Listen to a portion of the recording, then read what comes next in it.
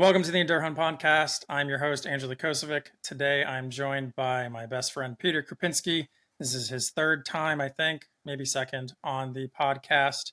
And we're going to be breaking down our Montana mule deer hunt for 2023 season, general hunt.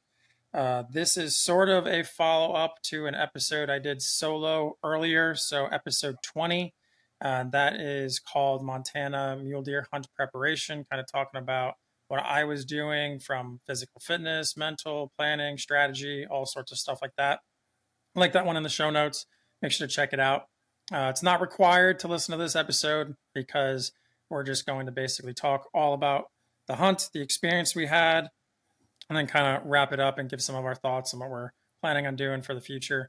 So thank you, Peter, for joining me again today. I know you've been busy and you have to work today, so I appreciate you coming back on. Oh, no, absolutely. It's always fun to do these. And yeah, just thanks for having me again. I'm glad we get to talk about this one because it was a different trip, but it was a fun trip. Totally new lessons this time we went out. Yeah, man, I feel like there's so much going into it. I felt pretty confident when we started with our planning, the strategy we had, and I think we'd both be willing to admit that the e-scouting side of things we didn't do the greatest on this year. Normally, I feel like we're much more organized, but our personal lives are both in shambles, and we Yeah. and it didn't matter anyway because all the great e-scouting we did got screwed up anyway on the first day. But Yeah, before no, we go down that rabbit hole, I guess where are you? I guess what are the things that come to mind when you think about the Montana hunt? Like, what are those first things that come to mind? And we can just start there. all right, I guess the first thing would be it's kind of funny because I go back to that episode you just did about those 5 lessons. And one big thing that really stuck out to me was everything was so much further than we thought. Like, just everything seemed so far in that country. It was weird. Another thing is just I felt like we could have timed it better. Looking at the dates and everything, I kind of wish now we went later than we did. I feel like that would have Yeah. affected a lot of things because we did start to see a lot more action right when we had to head out. So that kind of sucked. But yeah, I guess for next time we know to kind of delay or pay more attention to that calendar and really when we want to be out there. Um, and definitely, I think I need to prepare more of my shooting. I never ended up even taking a shot this trip, but just like seeing the layout of that country and how everything was moving and just the distances where we were seeing animals, like I really want to get a lot more proficient and just feel a lot more confident in that like 500-600 yard range than I am right now. For those listening, the episode Peter's talking about is 21. I'll also link that one in the show notes. And I put together 5 lessons, kind of my key lessons that I took from this hunt. And some of them were hard-won lessons.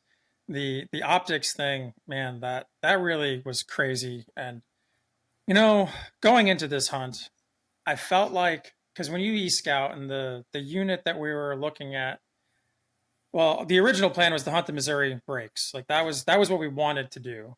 And then I got stuck, which was how we started the first day.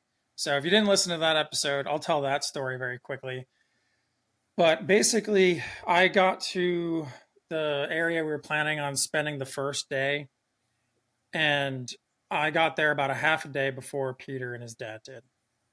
And the idea that I had was I'll get in, check our camp spot, drive some of the roads, and then maybe do a little bit of scouting. Now, we were coming in the middle of the season, early November, and what happened was as soon as I get off the highway, I hit dirt roads, which I expected. It's easy to see their dirt roads on the maps. But they had snow and rain that well, the snow melted and then there was rain. And my truck got stuck in the mud and I actually had to get pulled out, which was not pleasant whatsoever. There was nothing enjoyable about that experience because I didn't have traction boards. The mud was super wet. It was like basically a little pond that had mud in it. And my traction control kicked on. I couldn't spin anything. And man, it was terrifying. I would have been fine. You know, I had the truck tent. I could have slept in the back of the truck. I would have been all right, but I felt like the truck was going to keep sinking. I had no cell phone service, and I was still miles from where we were supposed to be hunting. And fortunately, you know, I got pulled out, and then I went to go check out this other unit on the other side of the breaks, and the roads were better, but I got to a point where it was very similar.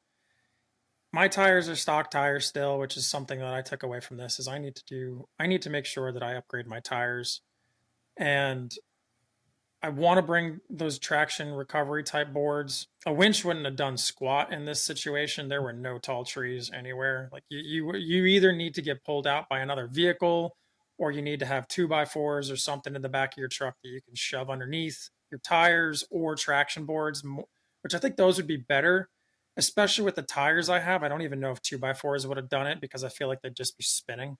Probably. Um, Airing down is another thing that I did not do, and I kind of wish I did, because we did that in Utah. We aired down to ride on those rocky roads, and that we Right. needed to do.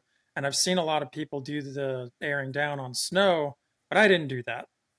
So essentially, the way we start day one is we get out there. I get stuck. I have to run to this field office, which thank God there was a field office, because otherwise, I don't even know how long I would have had to wait to get pulled out. But we had to completely redo our strategy. And then essentially we just did driving past BLM and block management, which I actually want to do a podcast on block management because I feel like we learned a lot about block management and how to use it.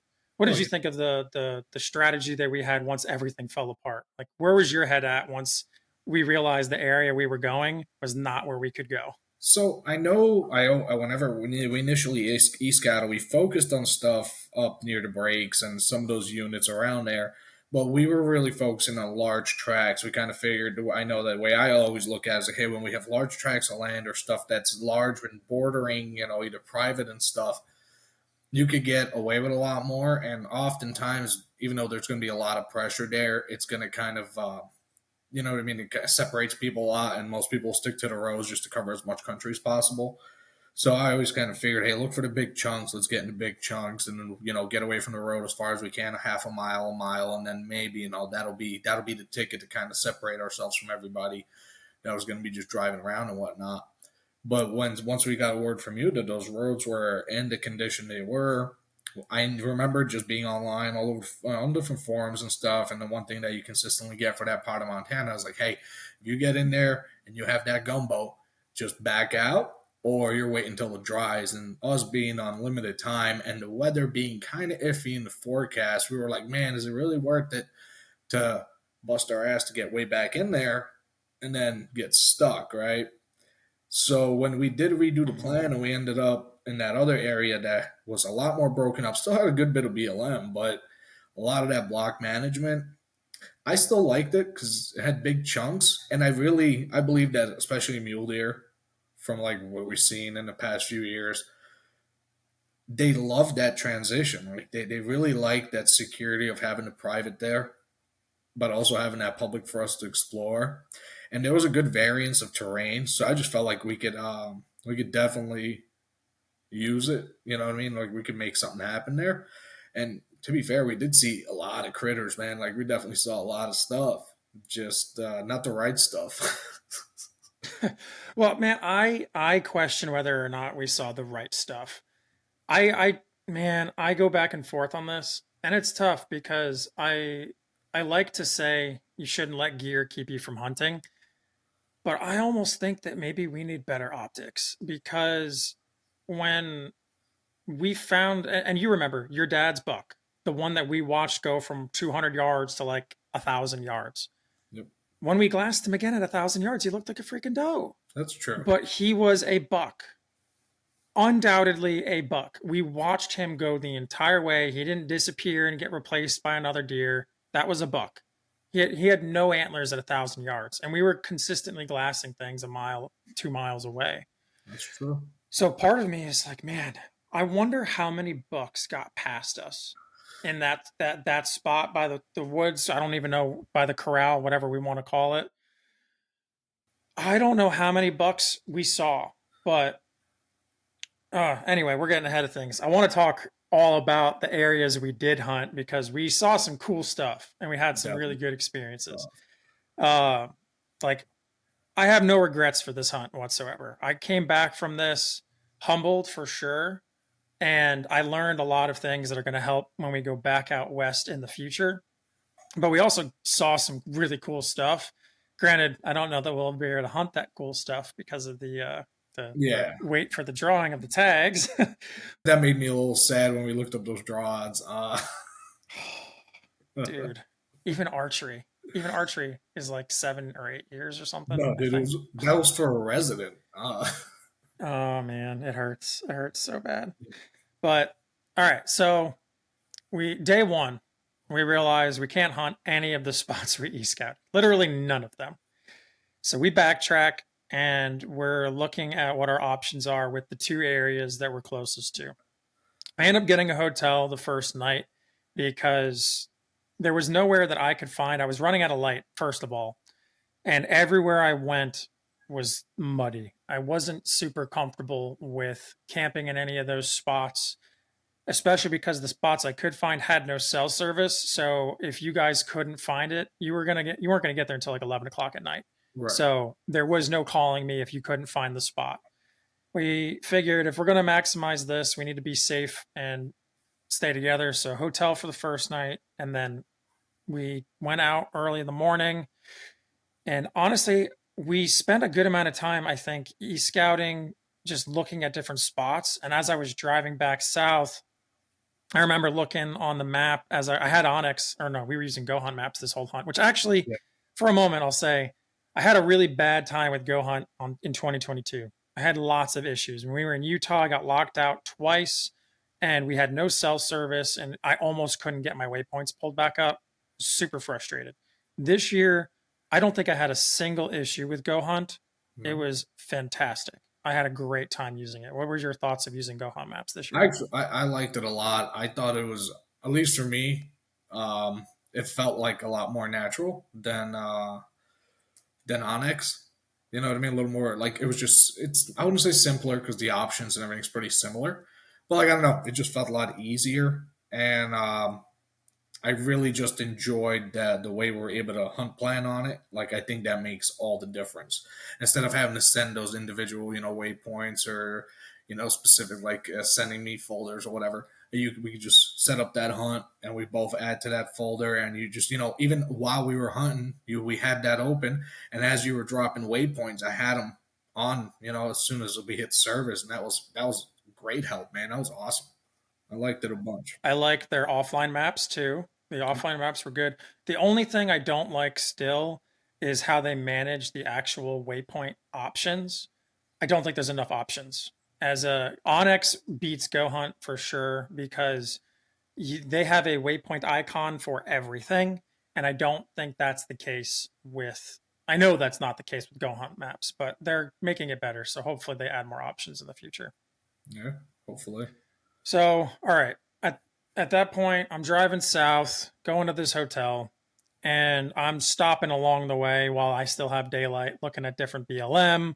And I think at this point, we're focused entirely on BLM. We hadn't considered block management yet. We're just checking out BLM. And right off the highway, there's not really anything good, I don't think. Most of it's pronghorn country. You could see pronghorn everywhere, which I know pronghorn had a rough winter, but let me tell you, driving up from Texas through Wyoming, through Colorado, through Montana, if I didn't know and I didn't see the statistics, I would not think that there was any problem with pronghorn because they were everywhere. I saw thousands of them for sure the through driving, and we saw a bunch when we were hunting too. Oh yeah. So freaking everywhere. So let's see. Get to the hotel. You guys get there that night. At this point, I've e-scouted a little bit, and I think I've started accepting that maybe we have to check out block management, which both of us, I think, were just intimidated to do it because we weren't sure. The rules are different on every single piece of block management, and you've got to do this whole check-in, check-out process. We weren't sure what to expect. So, what was your thoughts on block management before we actually started hunting it? Definitely heard about it. I've heard people talk about it, how you could use it. And even before, when we were e-scouting, I remember looking at state block management maps, which some of them seemed very confusing when I compared it to like our mapping software, right? Because it seemed like there was parcels on one map that were enrolled and not enrolled in the other. So it was like how it kind of seemed, especially where it was more broken up into smaller chunks. It seemed like you kind of get yourself in trouble easily. You know what I mean? Like if that makes sense. Well, we Mhm. found out later that they're so up to date and they're very helpful. All that right in those check-in boxes, they provide you a map and all those things. So that's pretty awesome, and it helped out a bunch. But it definitely intimidated by it before we actually got there and hunted. Just when on the planning stages, definitely seemed like something that would require either previous knowledge or a lot more, I don't know, effort to make sure you stay within the boundaries of the law on that one. Yeah, I felt the same way. And then, I mean, that was pretty quickly dissipated once we actually started checking out block management because we ended up spending most of our time on block management. I think I think all of our stocks were actually on block management too. Now that I think about it, we did a lot of traveling through BLM, but I don't know that we did a single stock on BLM. I think it was pretty I much all block no, I management. think that parcel that you took a shot at and my dad took a shot at was actually BLM right next to private. Let's find out. I'll pull up Go Hunt. While I'm doing that, um, let me think about. So you guys get to the hotel. The next morning we drive out, Yep. and along the way, while we're getting to our spot, we are looking. You are correct, sir. It was block management. I mean, BLM, not block Yep. management. Sorry. It was in fact block management. I mean, BLM. These acronyms kill me, and they were killing us while we were hunting too. Yeah, we kept having to say it out loud because one of us would say BLM and be like, "Oh, I mean BMA," and then all of that was annoying. So basically, we start driving up, and we have a few ideas of places we want to go, but essentially, we're going to call this day one now. Right. Day one of actually hunting because we did in fact hunt on this day. We get out there and we're just like, we need to check out every single spot and we need to find a camp. So we check out this one, and we pull into BLM and it bordered block management. And this place was windy as hell. I mean, insane wind. But we pull in, and I think this was the first one that we actually checked out as a group. Do you remember? Yeah, that would be. I remember getting off the road, and it was just that huge mesa on top, but it kind of had that real steep drop off on either end, and that's actually where we saw our Yeah. first few deer. I think you and your dad saw those deer first, and then we sort of split up. What do you remember from that, and what was your thoughts on what we should be doing there? I mean, I like the fact that we saw those. We just saw a few does in there, and it was fairly early in the morning. But the only thing I worried about that spot is it seemed like those deer are most likely bed off those edges and are probably feeding on top at night or using that to move around. So it's like just setup would be difficult. And it wasn't real glassable. Like you could definitely set up and look down in there, but these things were it was some weird like old dry creek beds and stuff. You just really couldn't see into. And as soon as those does bumped when they saw us kind of coming across, the first couple we saw, that's exactly where they went into, and they were just out of the country. You know what I mean? Once they got in that dry creek bed, so I thought it was going to be just a definitely a sit tight and watch all day kind of spot, but there wasn't a good location to really look far onto the huntable portions because where we were looking down into it was actually close to the boundary. And I don't think the top would have been as productive as those, like I said, those drops towards the bottom. No, we ended up seeing, I want to say, 8 or 9 deer total in this spot because we saw the three that you and your dad saw. And then we split up, and I saw another 4 or 5. But my concern with this spot, and I think the reason we never came back, was they were using the terrain to stay out of the wind and bed, but there was no way to set up on them. And I saw one lone deer that was possibly a buck, but I never saw him get up. And he was so far away, and there was nothing in between us. I would have to walk towards him, and he would see me. There was no way I was going to get under 1,000 yards on him before he busted. But we did spend a good amount of time in there. We split up, we did some glassing, we saw those deer. And for me, man, seeing deer after the 24 hours before, I was riding high. I was happy because getting stuck, realizing the entire plan we made was garbage, that we would literally not be able to use a single spot. Just knowing that we could pull off into some BLM, find deer, completely changed my attitude. I was like, all right, we're back in the game. There's a chance that we will find success on this hunt. Did it change your perspective at all from the day before, the night before? Definitely, because I just driving in and just getting in touch. You being in touch with us when you got there earlier than us, and you getting stuck and all that. Like, God, we like you said, we just lost Plan A, Plan B, Plan C because we kind of tossed all those eggs into that one general area that we would not be able to get into, Yeah. and which hindsight really stupid, but Yeah. hindsight though, yeah, but definitely, dude, being out there that morning, just like getting on the side of a hill, sitting for a while and catching movement and seeing deer. Oh, dude, just it feels like a weight coming off your shoulders. Like, okay, still got it. I'm not a complete idiot. We can make something happen. You know what I mean? So it's cool. Yeah. Yeah, for sure. I actually had a few people reach out to me on DM after that episode, the five lessons learned, Yeah. and most of them were about the knowing your critical assumptions one, because we had this huge thing, tens of thousands of acres, and it relied on two roads, and because we couldn't use those two roads, everything was useless. Right. And a few people, I can't say a bunch, it was like two or three, reached out to me and said, that was a great tip. I have never thought about, my ways in and out of spots before, or what I'm assuming will work. And the truth of the matter is, when I was thinking about that, I looked back on our Utah hunts, and it was the same deal. Like, we had one or two roads that we could get into, access everything, and your options at that point are none. And it's interesting how limiting some areas are, and you just have to factor it into the plan.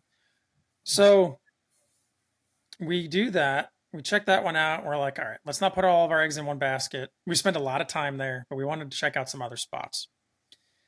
And then we find, man, I can't remember everywhere that we stopped, because I don't think we saw too much deer. We stopped at a few different pieces of BLM. I remember us getting out, looking around, glassing, because from the road you really can't see much. You really do have to get onto the places, put your feet on the ground, do a little bit of glassing. Any of the other places stick out to you that before, the spot where we actually settled in on, where we end up spending our time? So actually, if you there was that spot that looked really good. It had, you remember, it had that little like pond on it. We kind of approached it from Yeah. one end of the property, and we looked at it, and they had some BLM, and then the BLM was kind of subdivided, like kind of run through the center of it was like a piece of private. It was like almost like shaped like a T or something. It was kind of weird. And then you would have to hike Yeah. straight through it, but in the back end it had some like real loose timber, and it just looked Mm-hmm. like looked like deer would hang out in there, man. Just looked like a great place for them to bed, a great place to get away from the Oh, wind. they are. Yeah, and it seemed like a good spot, but it was just accessing would suck because you would have to access. I feel like if you access that spot in the dark, it would be a hell of a hike, and that'll be tough. But you could do it and maybe glass up into those hills in the morning. Any other setup's kind of useless because everything could see you just coming from, because it's so flat. Like until you get to until we got into that area, and we never actually saw deer in there, but we saw plenty of sign, saw plenty of pronghorn. So it just felt like there's definitely, it's holding animals. Definitely find deer in there, but it was one of those spots where we looked at, we're like, oh, you know what? Like, this looks good. Let's throw a pin on it. Definitely we could come back to it, but let's keep going. And then I think right after that is when we kind of got into the area where we settled into.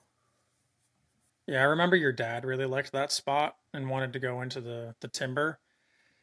And I think so the if I remember correctly, we were on block management. No, no, no. It was BLM and then there was block management on the one side and then it was private on the opposite side of the timber. And that was where we were like, ah, man, all of the good habitat and access is from the private on the other side because there was just nothing that you could do on our side without getting spooked. I think we probably could have hiked in. The thing is, like the distance you had to go, like you're committing a half day at least just to get in there, let Yeah. alone hunt it. You're spending half a day just to get in there. But I really did like that spot. We considered staying there, and I remember we considered camping because there was this nice ridge, and you could pull into it and have a little bit of reprieve from the wind. I know we almost picked that as a camp spot. Yeah. So we did that. We didn't do that. We did mark it. We moved on to the next spot, and I feel like this is where we spent most of our time was in this next clump of properties. None of them were huge. I don't know what the biggest one was, but we were basically in an area that was a bunch of, it wasn't even checkerboard. It was just weird cut up property boundaries of private block management, BLM, and you had to sort of bounce from, all right, we're on BLM, and then this is one block management that's bordered by another block management, and you got to sign into both, and they have different rules. One of them you're allowed to hike on, the other and drive through. The other one you have to park in a designated parking area, and everything is on foot. But we ended up picking this place, and I don't remember if it was you that picked it to stay or if it was me that picked it to stay. But once we found this general area, what were your thoughts? Where was your head at? Why did you like it? So, like, as soon as we got to driving around that area, we actually only, I think initially we kind of explored like what seemed like half of it, but right away we liked it because the piece of block management that we came up on, like the first spot, had just this big open field, and you could tell stuff uses it all the time. And there was a lot of agriculture. They had a lot of stuff that was clearly, geez, what's the word? Aggregated, right? Is that the right word? Right? I don't know. So definitely just so whatever stuff that was watered, right? So you definitely saw a lot of crops. So they were cutting hay. You had all these things. We saw plenty of antelope. We even saw what looked like some deer, and it looked like a good place. And in general, just driving before we even hit the block management piece when we were going through the BLM, there was definitely some places you could get out of the wind because it was a fair bit of terrain there, but it also looked like it would be a cool place for deer to move to. It's reminded me of other places like in Wyoming that we've seen where deer definitely like to hang out. So it just seemed promising, and it seemed like the best spot we seen. It was getting later in the day, so we're like, "Hey, let's just park the truck, set up somewhere for the evening, and see what this place, try to explore more in the morning." I liked it right away. I I liked it too. I think one of the things I liked about it was when you looked on the maps, there were lots of roads, but this part of Montana, there's a lot of roads. And we saw some spots on the bigger chunks where you could hike in. And our idea was, most people are going to drive the roads. If you hike even half a mile, and I said this on episode 20, if you hike even half a mile, I think that you'll be able to find some animals. And that did turn out to be true. Didn't exactly work out the way we expected it to, but that was technically a true assessment, assumption, whatever, because we did see animals. But that first day, we didn't see squat. Once we picked our glassing spots for that first evening sit, I remember you and I went to this one point where we could glass over a big area, and your dad went to another area. Three of us didn't see a single thing outside of that big group of pronghorn that was in the same hayfield literally every day. Yeah. And then there was that one group of, I think they were mule deer does, although I don't trust my eyes anymore. There's probably a buck in there, and we just didn't realize it. We saw them in a similar spot. I don't remember if it was another hayfield or something, but every morning they were relatively in the same area, and they sort of, you could almost pattern them. Like they're going to start here in the morning, and they're going to feed their way out to this spot, and then walk that way. There were some really good glassing knobs too. Like there are some really great glassing points where you could see for miles, which I liked that a lot. I think that was one of the things that was super promising. So our strategy was we're going to split up, do some glassing, and we'll do morning glass. And then in the afternoon, in the midday, we would do something else. I mean, we didn't really break. We kind of hunted all day. Yep. And so day one of hunting is done. We found our spot. What do you remember from day two? Kind of like you mentioned, we get out there and, like I said, me and Dad initially on that second day set up kind of right on the edge of BLM and that block management where we could kind of get on the back of this knob and look over that entire piece of block management. And it was cool. It's a really sweet setup. You could see the whole chunk, and it just felt like, hey, you know what? Even if we see something today, let's kind of like, unless it's close, let's call it observation, see what's in here, kind of get a feel for the area. And you were pretty much doing the same thing, just a little further down the road from us. You were probably 3/4 of a mile or so from us, I want to say. And Yeah, I think so. yeah, but you were kind of looking at it because just how it worked out. You were kind of looking further, like to an area we couldn't look into, basically. And we didn't see hardly anything that day. I mean, except for the stuff that was on private, way off. You know what I mean, to the side. And as far as on the block management or anything we could hunt, we didn't see much for mule deer for sure.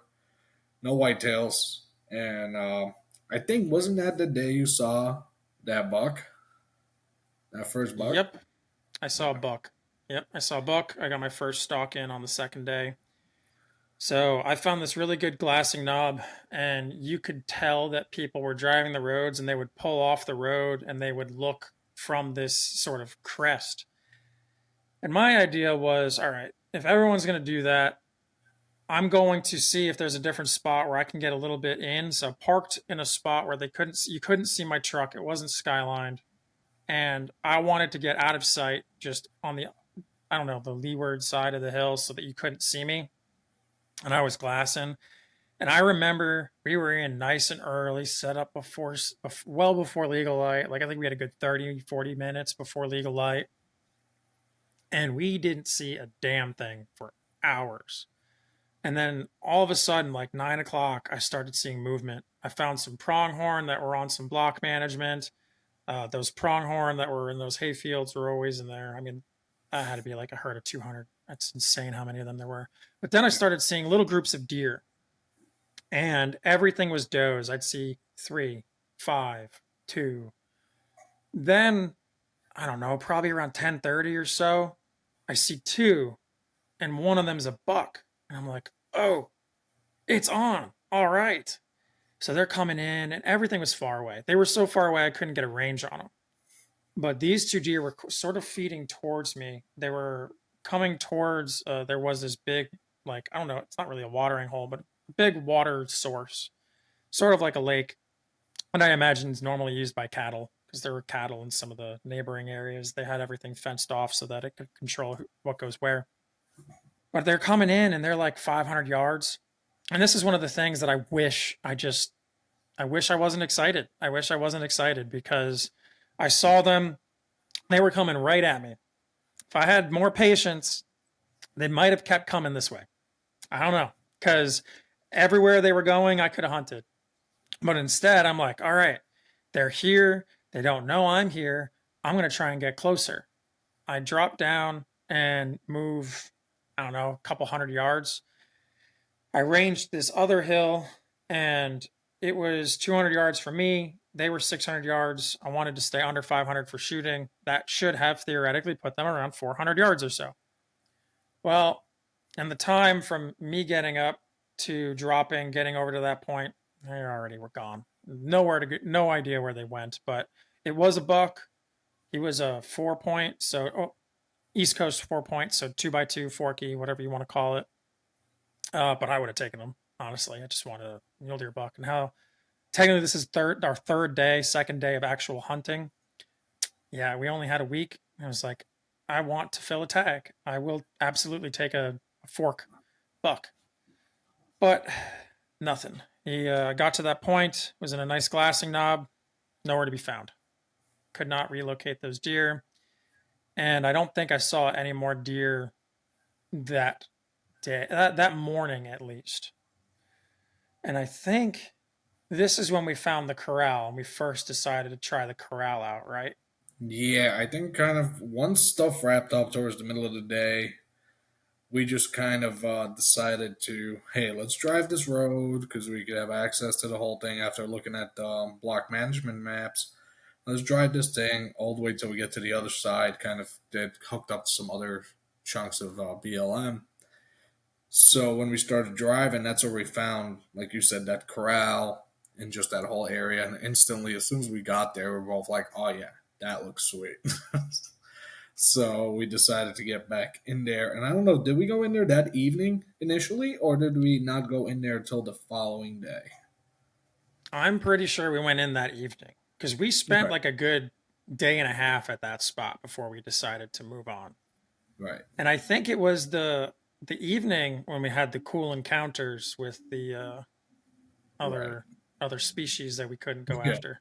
So talk through what the plan was for the first evening that we did the corral.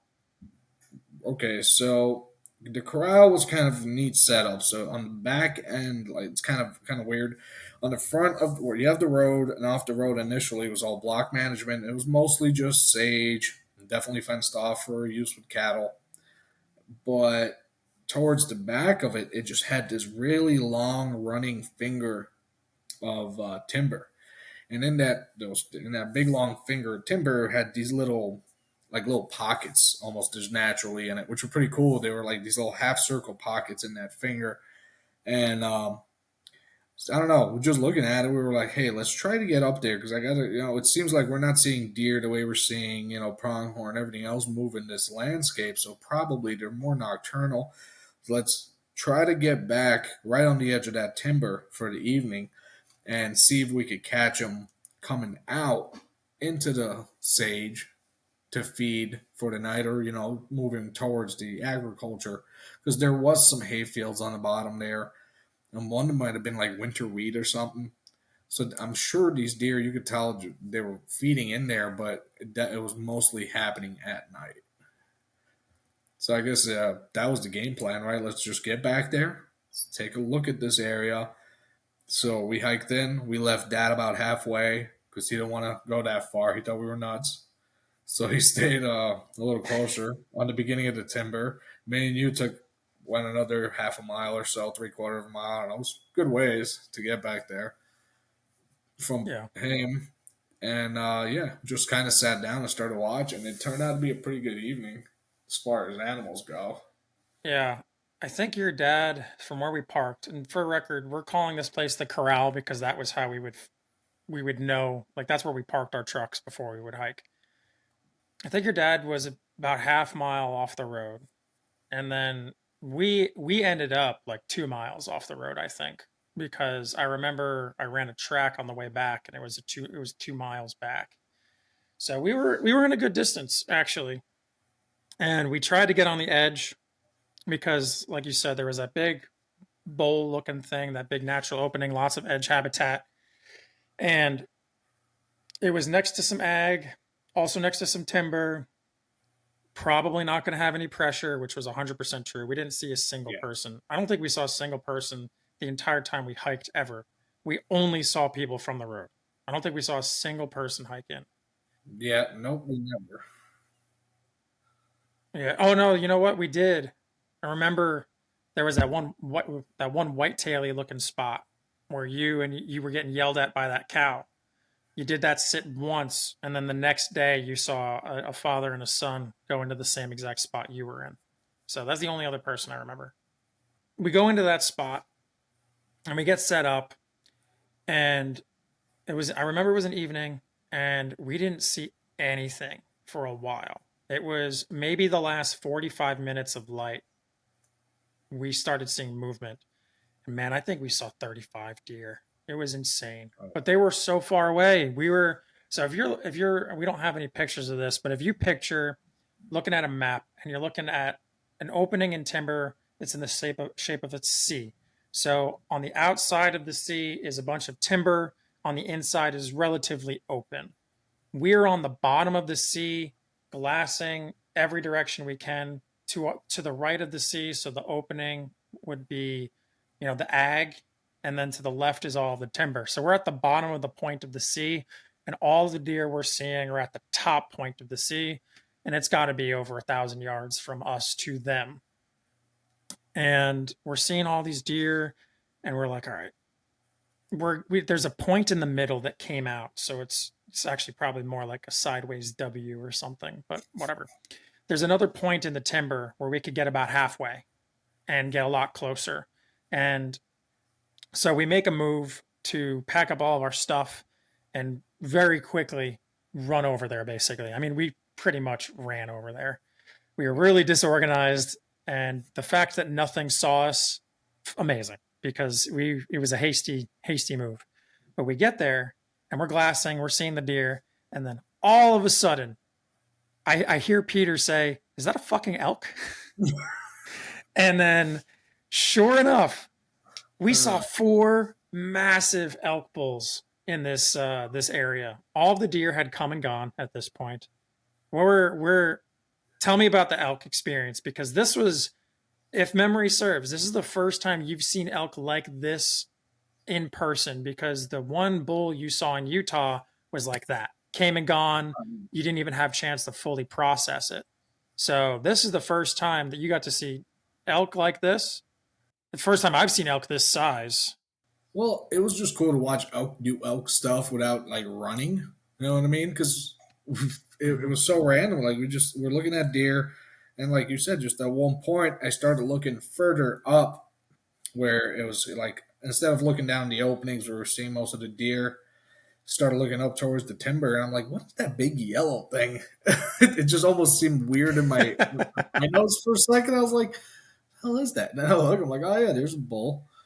Then we just kept looking, and we just seemed like another one popped out, another one popped out. So it pretty much until it got dark, the last 15 minutes or 20 minutes, it was just these 4 very obviously tired bulls just eating. I mean, they were within what 250, 300 yards of us. They were pretty damn close. That one was 50 yards from us. I could have threw a rock Well, at it. the one behind us, yes. You remember Yeah, one the one popped out behind us behind in us the timber. in the timber. We never actually, you got to see him. I never saw his headgear, but yeah, I heard him, but those other 3, I mean, they were just hanging out and they had not a care in the world. And at that point, we kind of knew, hey, this area definitely is not getting pressured right now because there's no way these bulls will be in here like this. And that kind of They're cemented the huge. next. Like, They were big bulls. dude, way bigger, like well over 300 inches for Yeah, sure. I know, because my bull was 280, and these bulls made my bull look tiny. yeah, Yeah. they're pretty neat. It was cool, man. That was like that made that experience awesome. Like that, I could have gone home that day. I would have been fine. Yeah, but it got better. I mean, the next day Oh was yeah, better because you actually got to take something home. yeah. I think we dedicated the entire day pretty much the next day to this spot, because I know we did it in the morning and the evening. I think we drove around a little bit and tried some other spots in the middle of the day. But our idea was, and correct me if I'm wrong, we went into the spot where we saw the elk. So the next morning, the idea was, all right, these animals all, the deer and the elk, all fed the exact same direction. Nothing knew we were there. Our thought was, all right, we're going to catch them coming back the next morning. So we will get to the exact same spot. The wind would be perfect, and nothing should see us. We'd have good breakup from the timber behind us. We'll be able to catch things coming. So we get there in the morning, and nothing. The elk must have moved in the middle of the night. Don't know where they went. And I think all we saw in the morning was that one doe and her two fawns. I'm pretty sure. What else do you Yeah. remember from the morning? Uh, very quiet. It was like super quiet. Oh, you know what? The only thing I do remember from that morning is those annoying coyotes. Oh my god! Like these things Oh are man, I almost everywhere in shot this that damn property. coyote. My dad was sitting there because I left him. I was like, "Hey, I'm moving up. You stay here. I'm gonna move up another, 100 yards." All right, because he didn't want to move. And then, like, he gets one that just comes to like 50 yards and is just hanging out. I'm like, dude. But yeah, no I would deer. have shot it. Yeah, but it was one of those things where it was early still. It's like you don't want to blow the spot up. Although hindsight Hmm. should have shot it, but definitely Yeah. quiet. I think, like you said, it was that doe and three fawns. They kind of came out, I don't know, 300 yards or so, maybe closer than that. But No, they got closer than that. They definitely got closer than that. I'm pretty sure they came under 200 yards. oh yeah, because they ended up working up past us into the timber, and yeah, they ended up getting pretty close. Yeah, Yeah, they were the only things that did what we thought was what everything else was going to do. They yeah. came from where everything went the night before and fed up to where we thought everything was going to go. Man, I'm There trying to was remember what else. no, like that morning was pretty quiet. It was just like I said, those few deer, coyotes. Then we decide, hey, let's get out of here for a while instead of just burgering this up all day. So we kind of slowly worked our way out along the timber, see if we bump anything else. Nope. So I think we got out. We kind of drove the rest of the roads through some BLM, and there was some Montana state land there. Kind of checked some stuff out. Made basically a giant loop. Got some gas, That's and right. and then we came back in on the other side of the property like we initially started. Or that was, I think we are gonna do that, whatever. But pretty much ended up in the same spot. No, But that is what we did. You're right.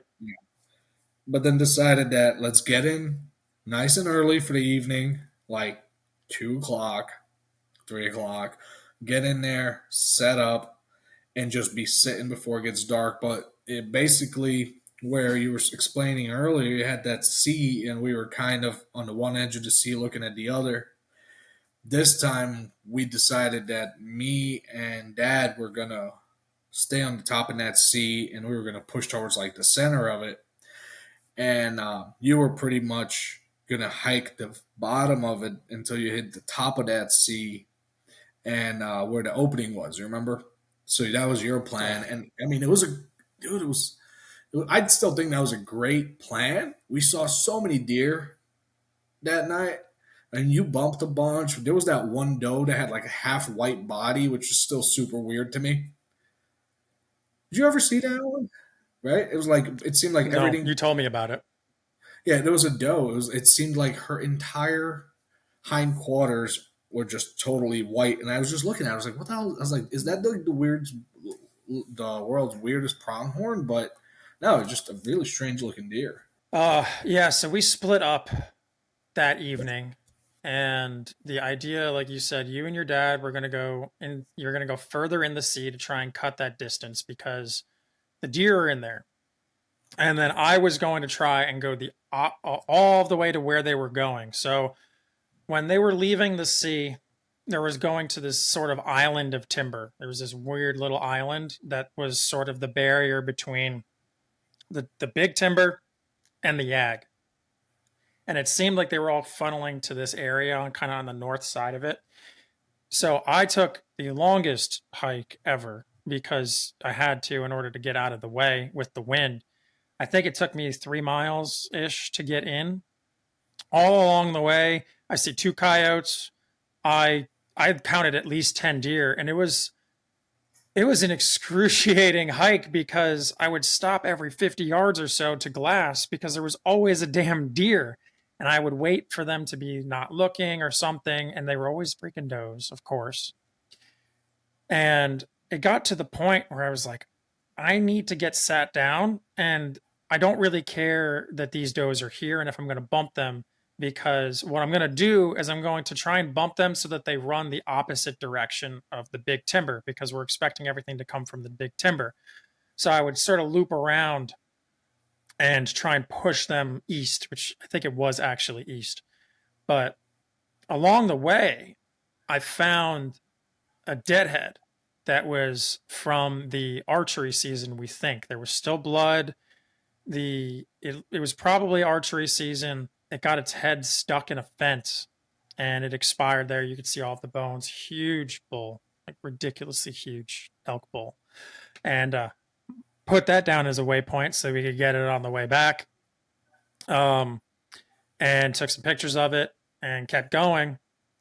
And I finally get into my spot, and it was so funny because I wasn't looking at maps. I was using my memory of the area from the previous two sits. I'm like, all right, so this is that edge of the sparse timber. This looks about right. And then I pull up my map, and I'm like half a mile off. This tiny little thing of timber is huge, and I had to completely reposition again for like the third time. I finally get in the spot where I'm supposed to be. Unfortunately, I've got good wind this whole time. So I'm not actually blowing anything out because the wind's blowing where I already was.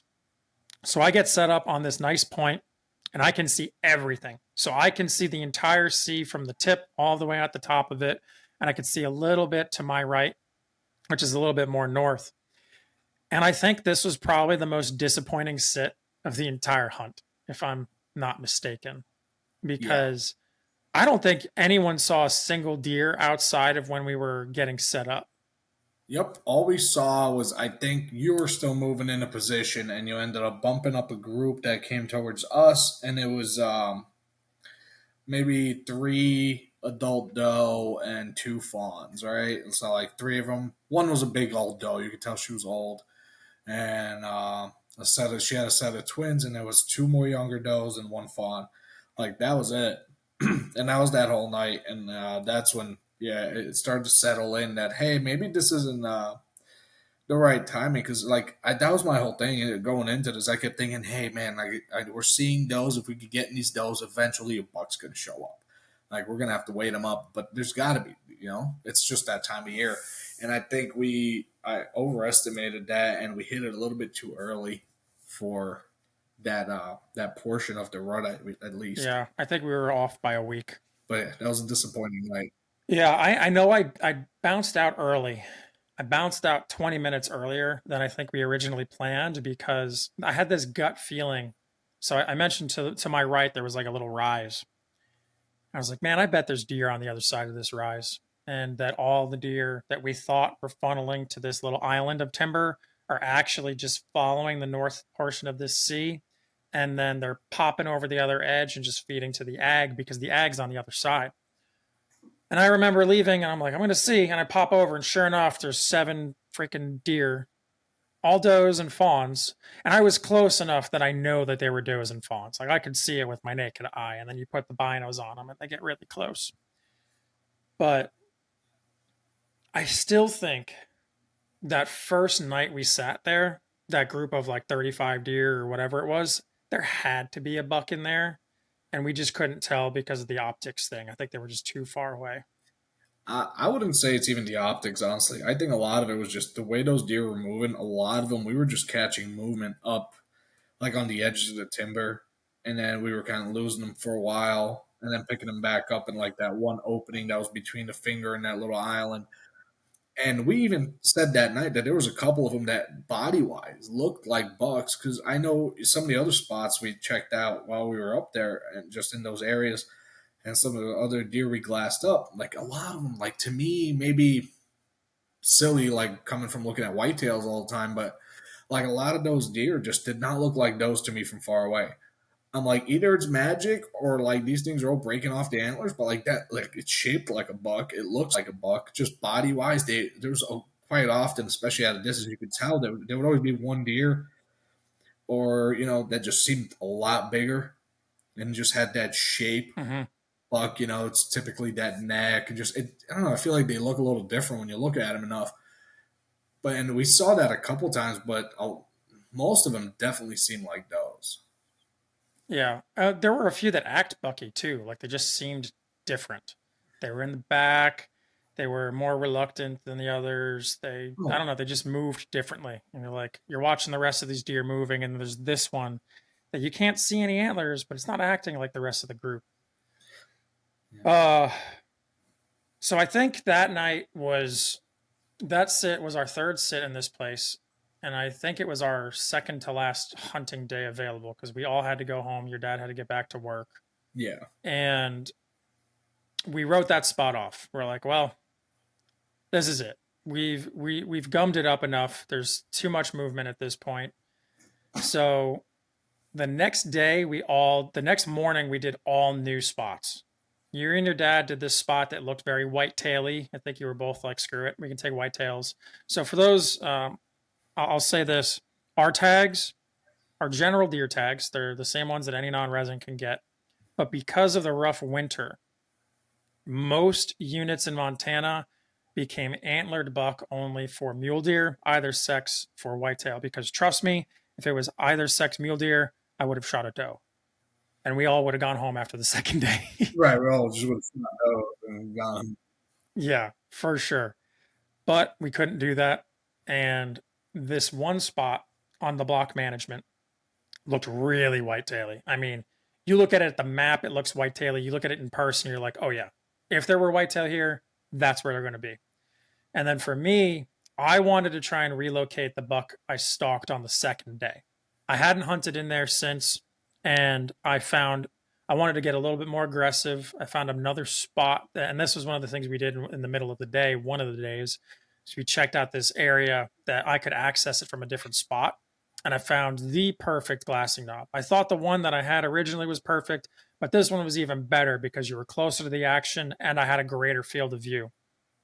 And so these are the spots that we picked for our final morning of the hunt.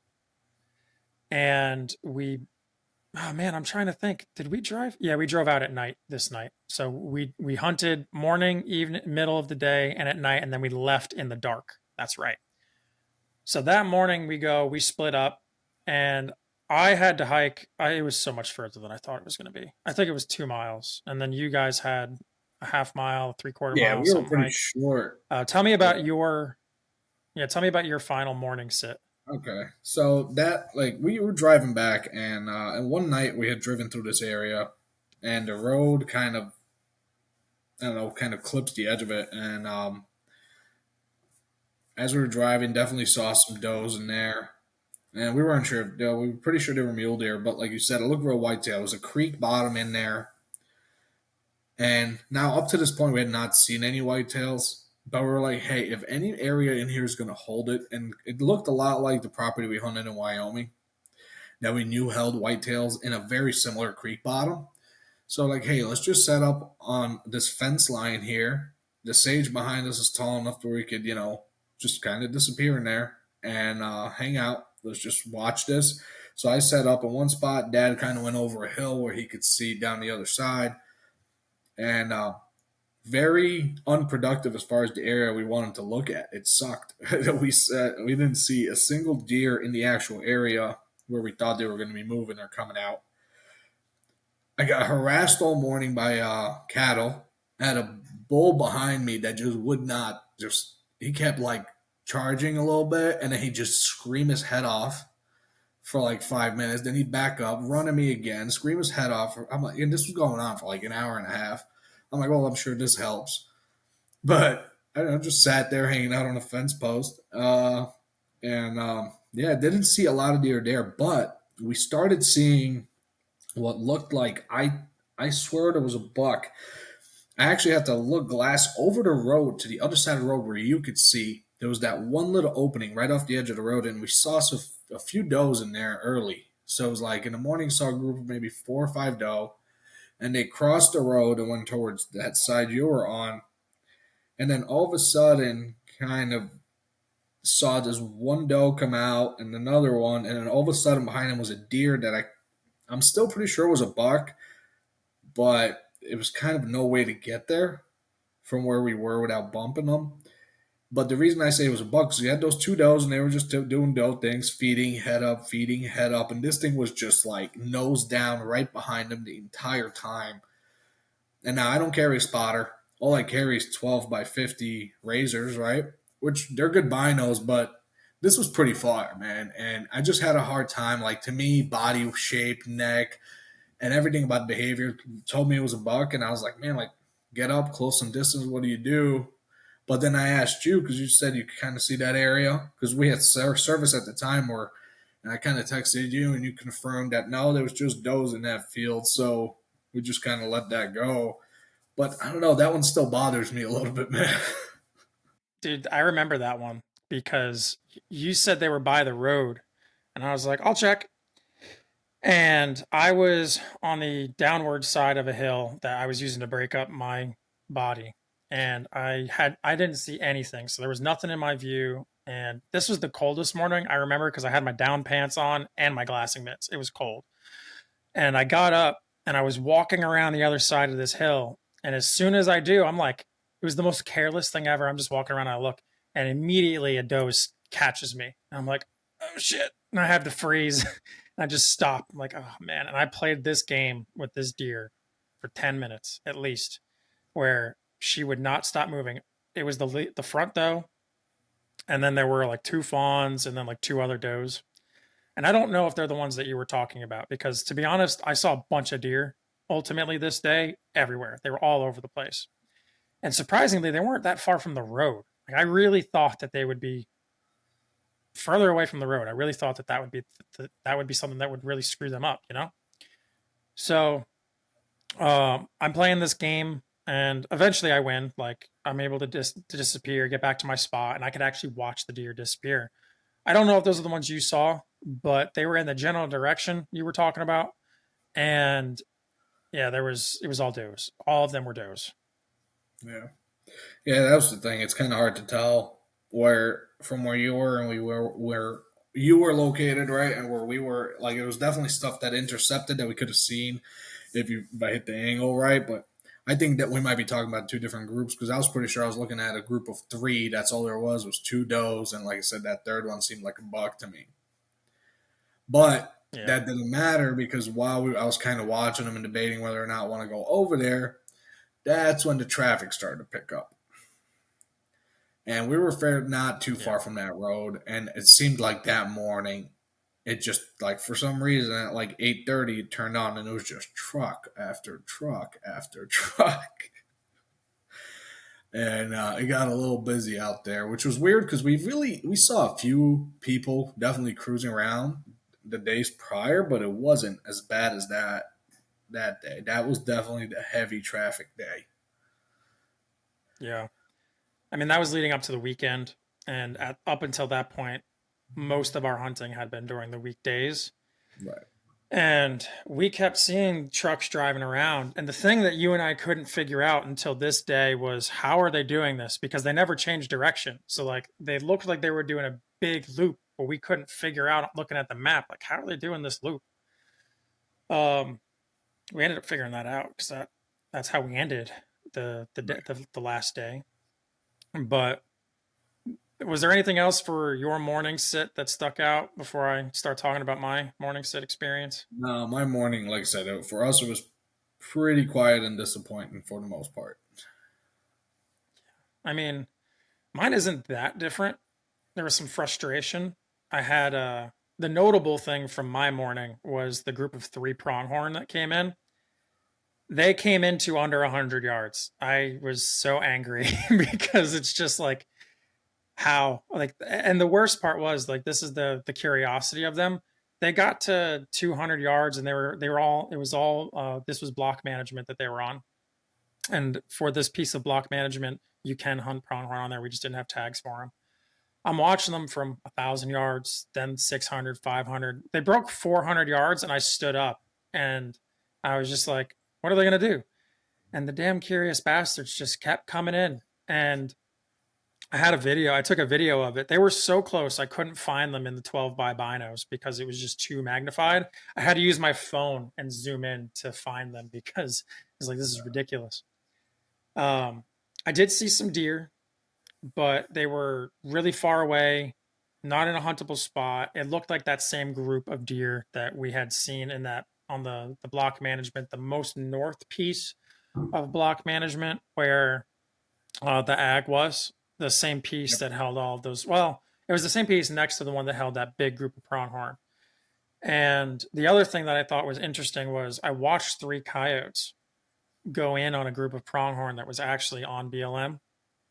And I thought for sure, because that group had a few nice bucks and had some young antelope too. I thought for sure that those coyotes were going to either get something or spook the whole herd out. Never happened. The pronghorn could not have cared less about those coyotes. The three of them came into the same field. Coyotes got nothing, nothing split up. The whole group stayed together, and the herd mentality worked out for them that way. But I remember we stayed for a longer period because it was the last morning that we were going to be able to hunt. I think we stayed until 11:30, something like that. And then we basically said, screw it. Let's act like the locals and let's start driving, see if we find anything. And that was when things started to get exciting and interesting. So, figure I'll let you kick that off and talk about your thoughts, feelings, and what happened with the driving the roads. Yeah, that was the.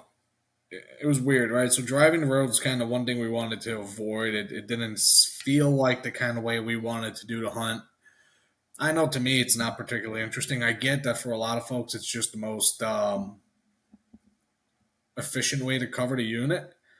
But to me it always seemed like, hey, I'd rather kind of use my feet, walk around, hike a bunch, and yeah, it was weird. Once we decided to start driving around, it was like we started hitting the backsides of some of these pieces of block management that we had not driven to because we had kind of the intention we had was, hey, hike it, hunt it from the front side, glass it, and if we need to, we'll just hike through it. And then once we got back there, we realized there was a different road that we wasn't showing up on our maps initially, which is how all those people that we saw driving around were doing their loops.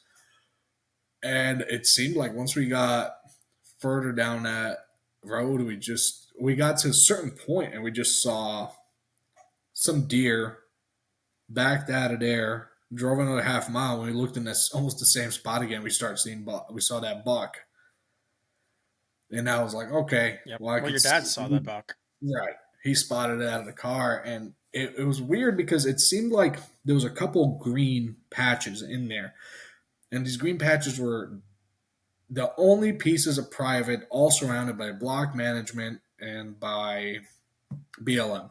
So that was kind of frustrating. But we were like, hey, let's just kind of watch what happens, see how these things move around, and it just never. It didn't end up working out on that one. But then we find like I thought it was weird that we stopped to glass that deer, and there was another truck that we could obviously see watching them, but it seemed like people were not interested. As soon as they kind of looked at something and it seemed kind of far or it required, like, you know what I mean? Like, they just kept moving. Nobody really got out of their car to look or do anything. They just sat, looked for a second, they were gone. And we know at least a couple of those cars were watching that buck and a couple of the bucks we saw later, but they just never even slowed down, man. It was kind of odd. But I mean, Yeah. I guess I'll let you tell that story of that buck we ended up seeing, and maybe leave out that part about me dropping my rifle in the middle of a run. No, I'm definitely not going to leave that part out. Although it was funny when you picked it back up. Um, Yeah. so we're driving this road. We go around a bend, and Peter's dad sees a buck, and we get out, and it's so fast paced. So I did talk about this one. This was, I think, this one I talked about on episode 21, and this is the shot that I took. And we spot this buck, and he's 450 yards, and he's going down a ridge, and we're about to lose him. And you know, if I had practiced this, I definitely would have had a buck down because I tried putting my truck on the tailgate because we were not actually on a road. I tried putting my truck on a tailgate and it was an inch off from his vitals. Then I run to the front of my truck, set the truck down, the rifle down on the bipod on the hood, but it's too tall. I can't get an angle. So I finally remember, oh, in Wyoming, I practiced shooting off of the rooftop tent. If I had just done that first, I would have had a buck down. I wish I did that first. But by the time I got up there, I could only see his head, and I wasn't taking that shot. So he disappears, and this is when I literally start running after him, which, piece of advice, never run after a deer. Just let him go. Like, it's just not worth it. But I start running after the deer to close the distance. Peter's following behind me, and he realizes that, like, he needs to put his rifle down, otherwise he's not going to be able to keep up. So he sets his rifle down. Unfortunately, he puts it in a spot where he will remember and he can see it. It's not hidden in sage and stuff. But I didn't realize that he put it down until after I tried taking my shot. So this deer was within my effective range, but I didn't dope appropriately for it. I hadn't practiced that shot this season. I've taken many shots past 1,000 yards, but he was under. I think he was like 780 yards or so, which is an incredibly far shot. I had never taken a shot at an animal that far, and I said it before. I'll say it again. I wish I didn't take the shot. I'm happy that I missed because I shouldn't have taken the shot. I was just adrenaline, final day, desperation. It was not a fine moment for myself. I still beat myself up for it. But anyway, I take that shot. I miss, and we start walking back, head in hand, really upset. Then Peter tells me that he put his rifle down, to which I start yelling at him like he's an idiot, which he is. Yeah. There is a Well, good, solid chance that he was not going to find that rifle. But you did. You found it. So good for you. You got lucky. yeah, it was smart. Um, yeah. Well, then the fun part. So we're walking back and we're like 400 yards away, and your freaking dad is sighting in off the side of the road. And I'm like, what the fuck is going on? You take it from there. All right, so yeah, basically once we get on top of this little hill that we ran down, I see the old man is laying there prone, and yeah, we kind of get close. We're like, what do what do you see? Or is it the same deer? We weren't sure if that deer maybe circled around or something, but he's like, no, seeing this buck, and like I can't find this deer he's looking at anywhere. And my dad's got a real thing where it's like he's not really used to glassing a lot. So when he's looking at someone, he doesn't quite like it definitely takes practice to be able to relay to somebody what you're looking at, especially in the sage like that. You know what I mean? Like, hey, trying to give him a landmark. So eventually, we kind of find this deer, and he wasn't. He was far. Like he was a lot further than he thought. He had dialed the scope to. I had him set out where he could easily shoot to 300. It would be a non-issue. So he had it set for 300. He said he ranged him at like 310 or 315. But I'm looking at where this deer, and I'm like, there's no way. He is way further than that. But now, my old man being stubborn doesn't want to listen. But what ends up happening is he tries to take the shot, and it turns out the rifle that he's using, which is actually one of my rifles, I've never had an issue Oh, with it. Yes, I this forgot whole about thing, this part. and this actually a failure on. I love Savage rifles. Always have. I've told you you've bought your Savage because I told you to buy one, and I've never had an issue, and I've had a bunch of them. Like my old man started with one when he got his first rifle in the U.S. I started with one, but I have this little Savage, and he was shooting it, and that is the first time ever the Acu trigger failed on us. Where for some reason, as soon as he put a round in, that Acu trigger basically seem I don't know if anybody's familiar with them or they might be is it's got that two stage, so it was acting as if you never hit that initial stage, and it would trip the safety and wouldn't allow you to fire. So that happened as he was laying prone right before we got there. So now he's freaking out, and I'm like, hey, take my 260, take the shot, which he didn't want to do for some odd reason. I'm like, okay. Well, anyhow, that deer ends up at that point, just I guess the commotion we're causing, he takes off, and he kind of runs straight back. It was this one, um, I don't even know, almost like a little plateau, right? Like a little flat spot. that it was a bit of a rise there, and Mhm. so he kind of goes on top, and turned out he had two does with him or three does, right? And he kind of went back there. At that point, my dad's like, okay, well, he's gonna follow the edge of this park because we're kind of on right in the beginning of a piece of BLM, and there's a fence row there, and these deer at this point are still on public. So he's like, hey, I'm gonna follow the edge of this till I could get far enough to shoot. So as he's doing that, I don't think he gets 75 yards from us, and all of a sudden he's shooting, and there's a deer that's like it's just a little buck, a little forky or something. And he's bedded like he must have been bedded right below us, somewhere in the sage. We never saw him, and as he was coming down, he must have bumped him. So now this deer takes off, and he gets one shot off, and goes to reload, and the damn thing jammed up again. That trigger ended up engaging the safety again. So now he's down there pretty much throwing the rifle at things. It was not a happy reunion when he got up that hill again.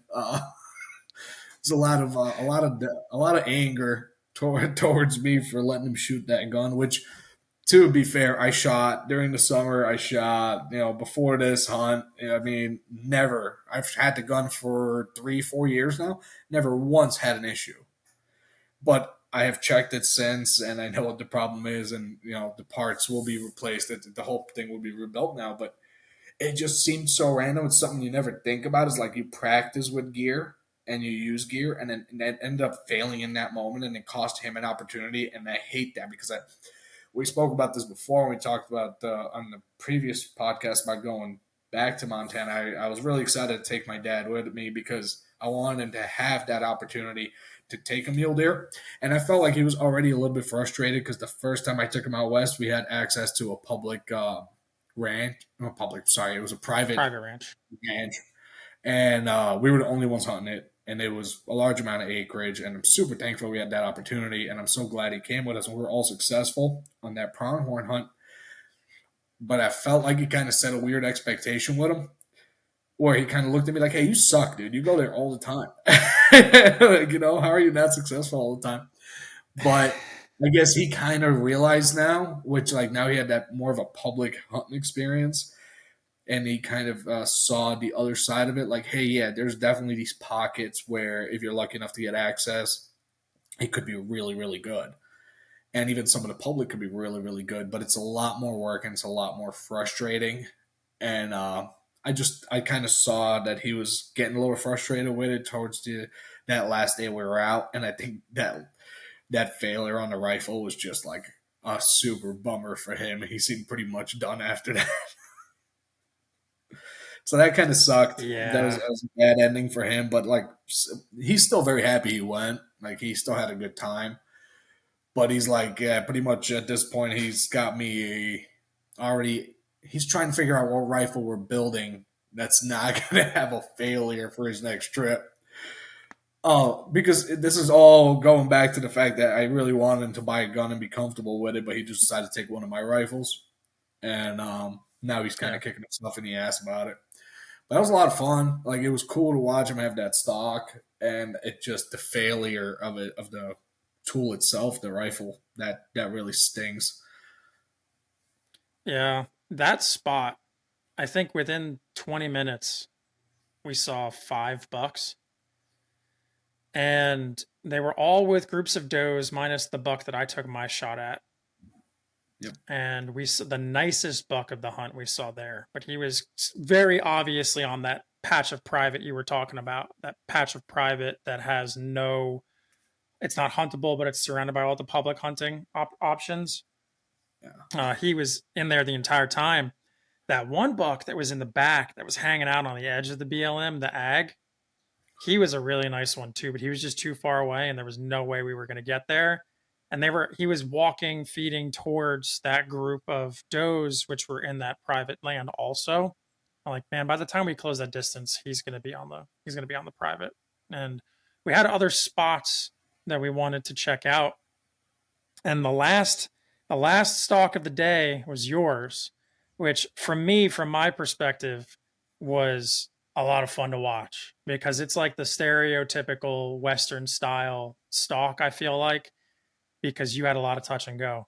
And I learned that we had very different perspectives on how this stalk went because I was frustrated at you and you were frustrated at the topography. So, why don't you talk about your stalk and the last opportunity that we had of the hunt? Okay. So basically, we came over,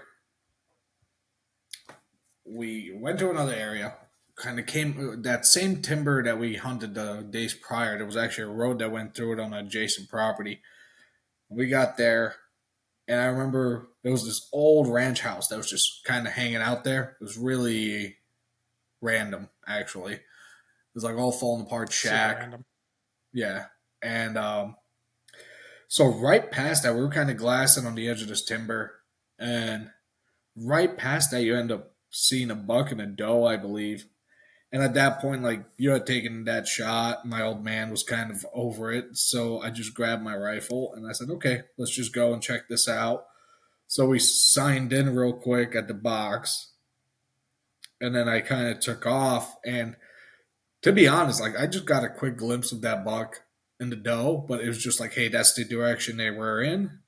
And you guys were watching. You actually stood up on top of your truck, so I was like, "Let me just run and see how far I get." And it seemed like, from your point of view, they seemed a lot closer to me than they actually were, because Yeah. I I I kept remember seeing. thinking they were 100 yards, and you said they were much further. Oh, I ended up covering. Oh, it had to be. I don't know, man. I I probably walked 500 yards on my damn knees. But it was like it was such a mix, man. Because at first, I was lucky enough where I knew the direction I was going in. I knew the landmark, but I kept dropping. It's like the topography where you were looking, you were kind of slightly above me, so you could see them.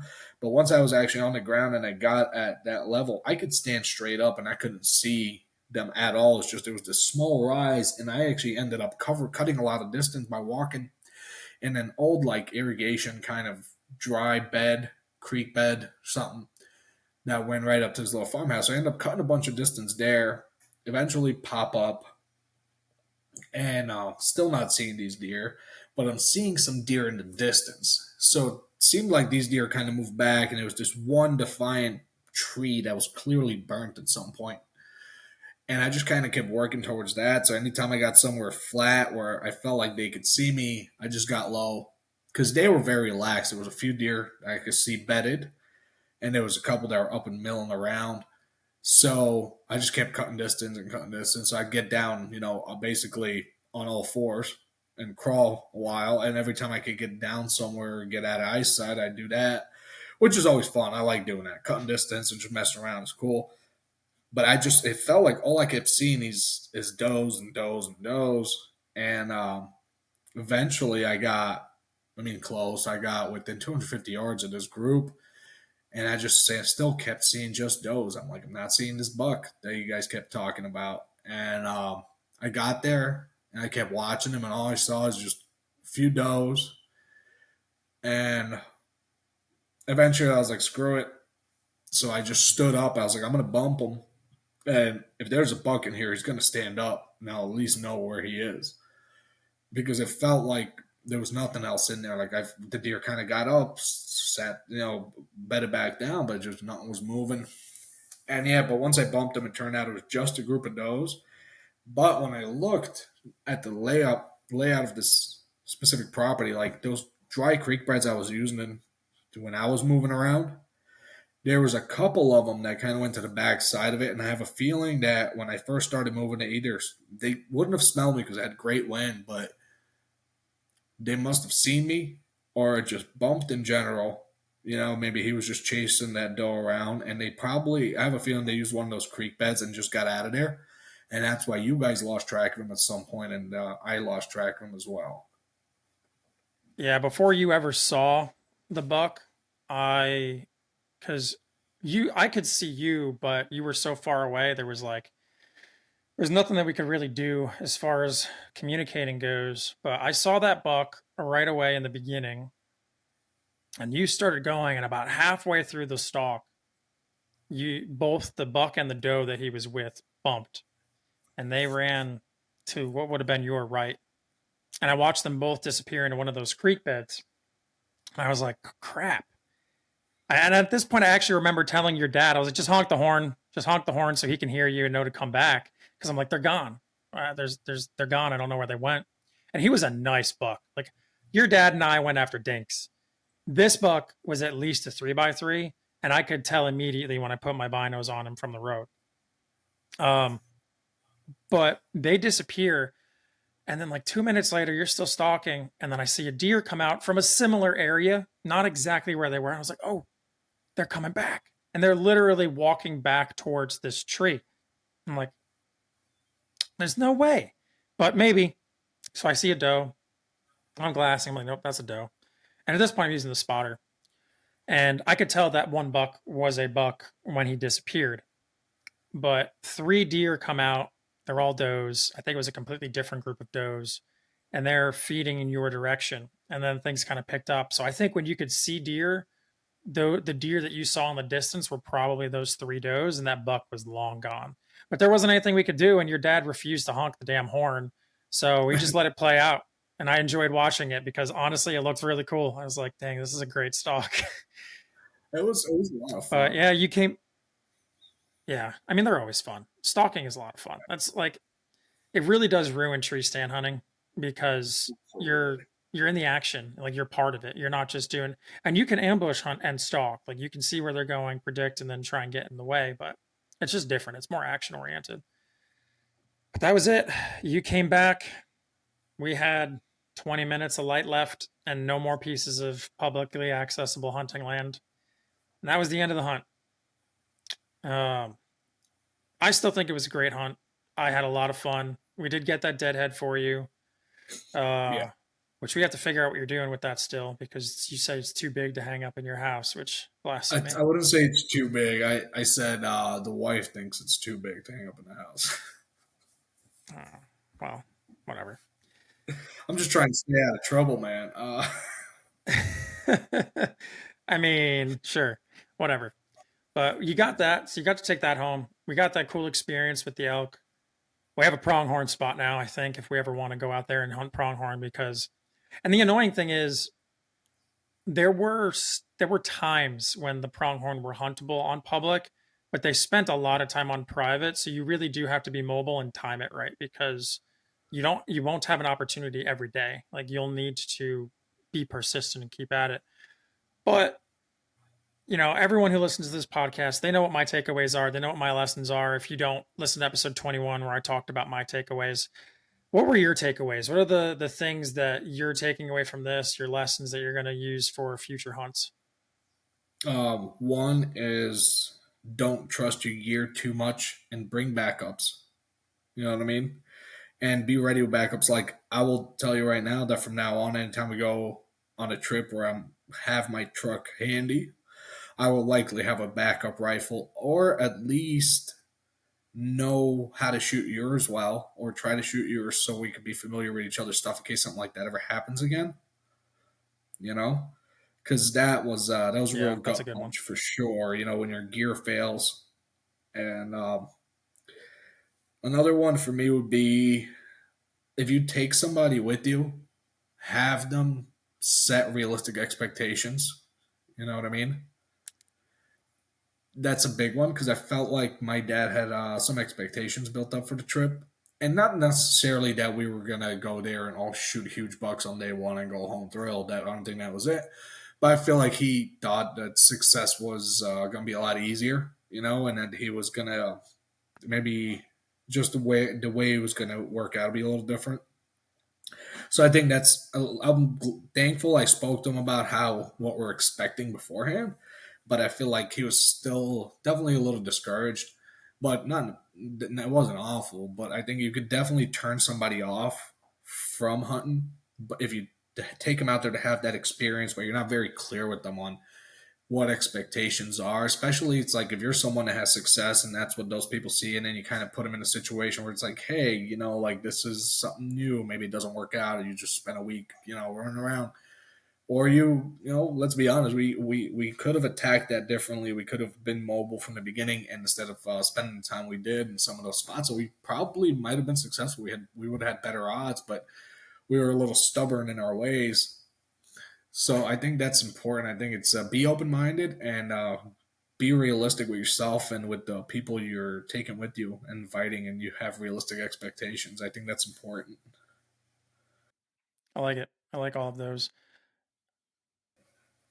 I forgot this isn't a takeaway necessarily, but I remember when I took my shot, the suppressor, when we got back to your dad, he didn't even know we took a shot. The suppressor worked so well. We were only a couple hundred yards away from him, and he didn't Oh even hear that I took a shot. Granted, he doesn't have the greatest hearing, so he's not the best sample yeah. case, but suppressors work. Suppressors work, Oh, people. dude, I stood right behind you, and it was awesome. Awesome. Oh, love that thing. Oh man. Well, so what's next? We our 2024 plans are totally crazy right now, and Yeah. we we don't know. We have no idea based on both of our personal lives, which we won't go into details, but Yeah. it's going to be a interesting year for sure. And I don't know what the plans are, but do you think Yeah. you'd go back to Montana again? I definitely go back to Montana, but I definitely think I don't know if I'd want to go back to that part of Montana again. At least for mule deer, definitely do a pronghorn hunt there. I think archery pronghorn in that area could be very conducive. I think you have, especially on the block management, holds a lot of water, or specifically water for cattle and stuff. And I think you could use that super well in archery, and I think it would be a lot of fun to hunt it. But I don't know if I'd go back there for deer again. I'd really like to go back to the mountains. I kind of missed them, and that Yeah. spot yeah, that first area we hunted in Montana, I'd love to go back into there, and I think that would be a pretty awesome spot to check out again. Flat country's okay, Yeah. but I could use some miles so I could feel like I worked a little more. Yeah. I think if we were to go back to that spot, I would want to fly, to be honest. And I know that that's something you and I don't particularly like to do because the logistics are daunting, but we spent, 2 days driving each, and it wears you down, and it's great because you have all the gear you could possibly want, but it really limits you in the same way. And going to that spot from Texas, at least 2.5 days of driving, I think, because it's Yeah, even it's good more place. broken up to get there. All right, Peter, any last thoughts, any things you want to say before we close it out? Dude, I don't know, man. I'm kind of good. I think we discussed everything, and I definitely enjoyed going back to Montana. I was a little sad we didn't get the redemption we were after, but I mean that's always going to be left up for next time. And still had an awesome trip. It was great spending some time with you because like you always say, we don't get to do that very often. Maybe once a year, so that's always an absolute awesome time. And it's always fun to just get out and get in the field for a while and try something new, which we definitely did on this trip. So maybe we weren't successful in a way where we punched a tag, but it was definitely a successful trip. Learned a lot, and I feel like I got some more things in the bank now to try the next time we draw a tag somewhere and decide to go on a new hunt. Agreed. I feel the same way. I think it was successful in a different way than what you would normally traditionally define as success, but it was a good time. Always appreciate hanging out with you and being able to hunt. And we'll get back out there again. We got to see what kind of tags we can get and what our situations are going to be personally, but we definitely won't be our last Western hunt. That's for sure. Definitely not. All right, man. I appreciate you coming on. Thank you, and we'll talk again soon. Yeah, man. Absolutely. Thanks for having me. This is always cool. All right, folks, that does it for this episode with Peter. Thank you so much for coming on and talking with me. Without disclosing much, Peter and I both have a lot going on in our personal lives, and our schedules are getting harder to work together on future hunts. And we're not entirely sure what the 2024 season is going to look for us quite yet, but there are some options on the table and things. And I hope you enjoyed the episode talking about Montana This mule deer hunt had lots of ups and downs, and it was fun. I learned a lot. I'm happy I went on it. I obviously would have loved to get that first mule deer, but that wasn't in the cards this time. But we have more information, experience, and we'll be more prepared next time. Thank you all so much for taking the time to listen to this episode. I truly appreciate it. I know that time is our most valuable asset, and I don't take it for granted that you are choosing to spend it with me. Thank you so much. I'd love to hear from you. Let me know what you thought of the episode. Send me a message on Instagram at EndurHunt, ENDURHUNT. I'd be happy to see them and respond and engage with you. I'll see y'all next time.